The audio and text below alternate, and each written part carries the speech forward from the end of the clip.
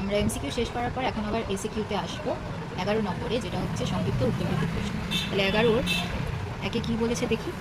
11-র 1 নম্বর অঙ্কে বলেছে যে 27 whole to the power x equal to 81 whole to the power y যদি হয়, তাহলে এক্স ইস টু ওয়াই সমান সমান কত আমাকে বের করতে হবে। ঠিক আছে, বের করি তাহলে।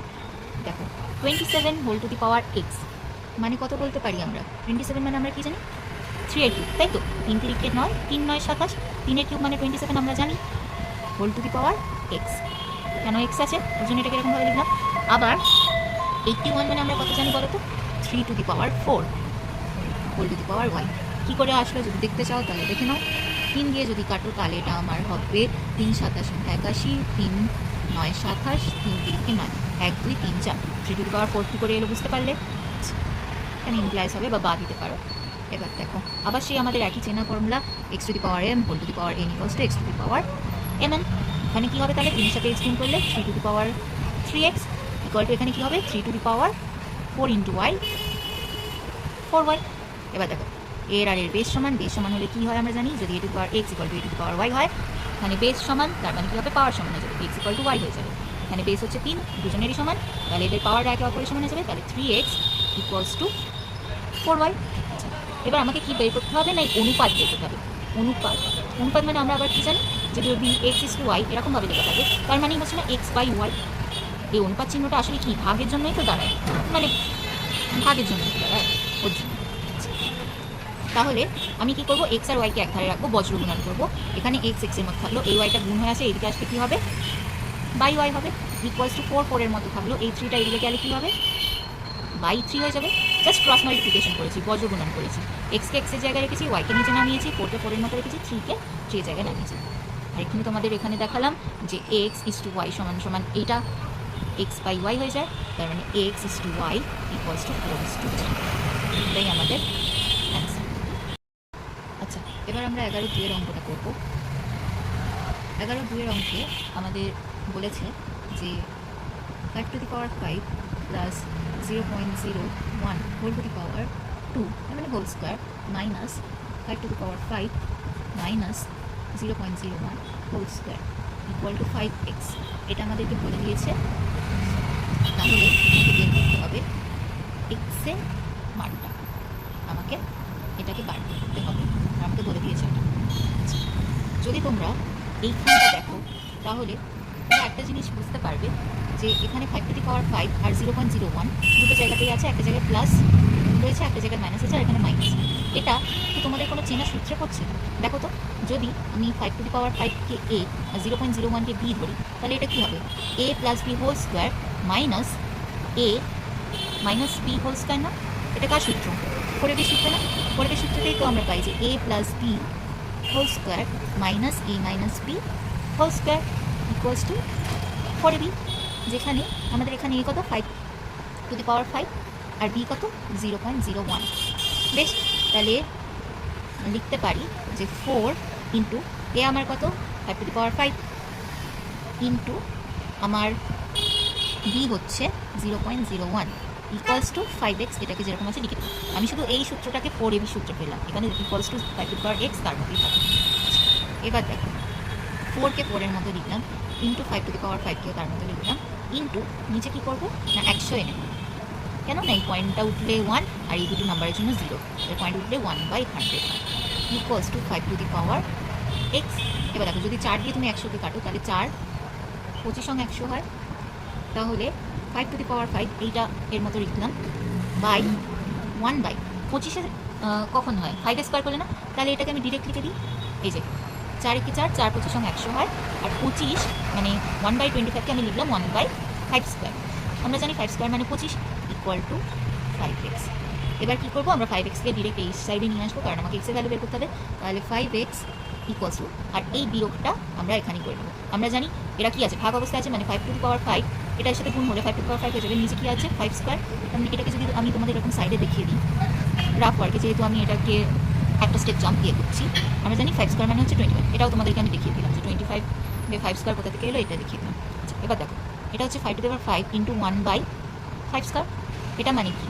5 টু দি পাওয়ার 5/5 স্কোয়ার, তার মানে কত আসবে? 5 টু দি পাওয়ার 3, তার মানে 5 কিউব আসবে না? এটা 5। কোন সূত্র থেকে পেলাম? না x to the power m by x to the power n যদি হয় তাহলে x to the power m minus n হয়। এদের আমার বেসটা সমান, পাওয়ারগুলো যদি ডিফারেন্ট হয় আর তাদের মধ্যে যদি ভাগ হয় তাহলে তাদের পাওয়ারের মধ্যে বিয়োগ হয়, এটা আমরা জানি। তাহলে এই জিনিসটাকে পুরোটা লিখলাম এখানে 5 কিউব। অতএব যেহেতু এদের বেস সমান x ইকুয়াল টু 3। এটা কোন সূত্র থেকে পেলাম? না a two the power x equal two a two the power y যদি হয় তাহলে x ইকুয়াল টু y হবে। এটা আমরা অনেকবার করেছি, তো আরেকবার দেখিয়ে দিলাম। তাহলে x এর ভ্যালু হচ্ছে 3, এটাই হচ্ছে আমার আনসার। এবার যদি 11-3 অঙ্কটা দেখি, এখানে বলেছে 3 into 27 two the power x equals to 9 two the power x plus 4 হলে x এর ভ্যালু কত আমাকে বের করতে বলেছে। চলো বের করি। আচ্ছা, 3 ইন্টু 27x-কে আমরা কী লিখতে পারি? 3 এর কিউব না? আমরা জানি 27 এর ভ্যালু হচ্ছে 3 এর কিউব, তার whole to the power x equal to, এখানে দেখো 9কে আবার আমরা 3 স্কোয়ার লিখতে পারি। তাহলে 3 square whole to the power x plus 4 এরকমভাবে লিখতে পারি আমরা। আচ্ছা, লিখলাম। তাহলে এবার এটাকে কী লিখব? 3 ইন্টু 3x। কেন না, যদি x to the power m whole to the power n হয় তাহলে সেটা কী হয়ে যায়? x to the power n। সেখান থেকে লিখলাম 3 into x, 3x equals to, এখানেও কী হবে? এই দুয়ের সাথেই x প্লাস 4 দুটো একসাথে, ওর জন্য যদি সমস্যা হয় তাহলে পাওয়ারেও তোমরা একটা ব্র্যাকেট দিয়ে দিতে পারো। কী হবে? গুণ হবে। তাহলে যদি আমি গুণটা একসাথে করি তাহলে এখানে কী হবে? 3 to the power 2 into x, 2x plus 2 into 4, 8। এটা কি হচ্ছে? এখানে গুণ হবে না? দেখো, যদি এখানে আমি আরেকবার একটু তোমাদের দেখিয়ে দিই তাহলে এটা কী হতো? 3 whole to the power 2 into x plus 4 এরকম হতো। তো এটা m আর এটা n, তাহলে 2 এর সাথে একবার x গুণ হবে, 2 এর সাথে একবার 4 গুণ হবে, সেই হিসেবে লিখলাম 2x প্লাস 8। আবার লিখছি যে দেখো এখানে একটা 3 আছে, আবার এখানে আরেকটা 3 আছে, তাহলে এটাকে আমি লিখতে পারি না 3 এর পাওয়ারে কিছু নেই, তার মানে 1 প্লাস 3x এরকমভাবে লিখতে পারি না। আর এটাকে আবার 3 2x প্লাস 8 যেমন আছে সেরকম লিখে দিলাম। এইটা কোথা থেকে পেলাম? না x to the power m into x to the power n হলে সেটা হয়ে যায় x to the power m plus n। আমরা শিখে এসেছি, এখানেও তাই করলাম। এবার দেখো, এর বেস 3, এরও বেস 3, তাহলে কী হবে? এদের পাওয়ার এক হয়ে যাবে। তাহলে যদি পাওয়ার এক হয়ে যায় তাহলে কোন ফর্মুলা দিয়ে আমি জানি? a two the power x equal two a two the power y সমান সমান implies x equals to y। Base সমান হলে তাদের পাওয়াররা সমান হয়ে যায়। তাহলে এখানে বেস 3 দুটোই সমান, তাহলে পাওয়ারও এটাই দিয়ে যাবে সমান। তাহলে 1 plus 3x equals to 2x plus 8। এবার এক্সকে একদিকে রাখবো আর সংখ্যাগুলোকে একদিকে রাখবো, তাহলে 3x, 2টা এদিকে গেলে মাইনাস 2x ইকুয়ালস টু 8, এই 1টা ওইদিকে গেলে মাইনাস 1। তাহলে 3x থেকে 2x বাদ গেলে x, আর 8 থেকে 1 বাদ গেলে 7। তাহলে 7 হচ্ছে আমাদের অ্যান্সার এক্সের ভ্যালু। এবার বলছে চারিটাতে যে cubic root of 1/64 whole to the power half এর মান কত হবে আমাকে বের করতে বলেছে। আচ্ছা, তোমাদের এরকম থাকা মানে আমি কী বুঝিয়েছিলাম? না পাওয়ারটা 1/something হয়, তাই তো? যদি এখানে দেখাই যে এক্স রুট অফ এ যদি তোমাকে লিখতে হয় তাহলে সেটা তুমি কীভাবে লিখতে? a ইকুয়াল টু 1/x, এখানে এর পাওয়ারে কিছু নেই মানে 1 আছে, আর এই এক্সটা কী হয়? এই 1-এর নিচে মানে আমার হরে চলে যায়। ঠিক আছে, মানে মূল থাকলে, যে কোনো তমমূল থাকলে সেই তমমূলটা এখানে চলে আসে। বেশ, এটাকে আমরা এবার সলভ করি। আমরা প্রথমে কী করবো? এই বাইরের থেকে কাজগুলিকে সাথে থাকবে। তাহলে বাইরে থেকে কাজগুলির সাথে থাকলে 1/64 তাকে তার মতো রাখলাম, 1/2 ইন্টু আবার এই 3টাও আসছে, তখন কী হবে? 1/3 হলো। আচ্ছা বেশ, তাহলে আবার 64 মানে কত জানি আমরা? 8 স্কোয়ার না? আমরা জানি এটা 8 স্কোয়ার মানে হচ্ছে 64। তাহলে 1/8 স্কোয়ার তার কী হবে? না 1/6। কেন 1/6 না? 2 ইন্টু 3 করলে 1/6। তাহলে এবার দেখো, একে এর মতো রাখলাম। এবার কী করবো? 1/6টাকে পাওয়ারটাকে সবার মধ্যে ঢুকাবো। তাহলে যদি ঢুকাই তাহলে এটা কী হবে? 1 টু দি পাওয়ার 1/6। এবার এর পাওয়ারে যাই রাখো না কেন 1 মানে 1ই হয়, আমরা জানি। এটা কী হবে? 8 স্কোয়ার ইন্টু 1/6 হবে তো এটা। এই 1/6টা যদি সবার সাথে ঢুকে তাহলে এর কাছেও ঢুকবে। যদি ঢোকে তাহলে এই কাটলাম, পড়ে থাকলো কি 3। এখানে জায়গা নেই, ওই জন্য আমি পাশে উপরটা করছি। দেখো এখান থেকে 2 3 6, তাহলে কত পড়ে রাখলো, যে 8⁻1/3 পড়ে রইলো। আর এখানে তোমার 1⁻1/6 মানে 1 থাকে, তো ওটাকে আর ওরকমভাবে লিখছি না, ওটাকে 1 লিখে দিচ্ছি এখানে। তাহলে আমার পড়ে থাকবে 8⁻1/3। আচ্ছা, আবার 8 মানে আমরা জানি না 2 এর কিউবও হয়, তাহলে উপরে 1টাকে ওর মতো রাখলাম। এখানে কি লিখবো না 2 কিউব, তার হোল টু দি পাওয়ারে 1/3। 8 এর ভ্যালু 2 কিউব, তো 2 কিউব মানে 8 হয়, তাহলে আমার 1/2 টু দি পাওয়ার, এইটা মানে আমরা জানি যে x to the power m whole to the power n যদি হয় তাহলে x to the power n হয়। তাহলে এটা কী হবে 3 × 1/3, তাহলে 18 কাটলে আমার কী পড়ে থাকবে শুধু 1, তাহলে 2 টু দি পাওয়ার 1 মানে শুধু 2, তাহলে অ্যান্সার হচ্ছে 1/2। তাহলে এর ভ্যালু হচ্ছে এইটা। আরেকটা যদি 5 নম্বর, এটা তোমাদেরকে এখানেই দেখিয়ে দিই, তাহলে এখানে বলেছে যে কোনটি বৃহত্তর যুক্তিসহ লিখি।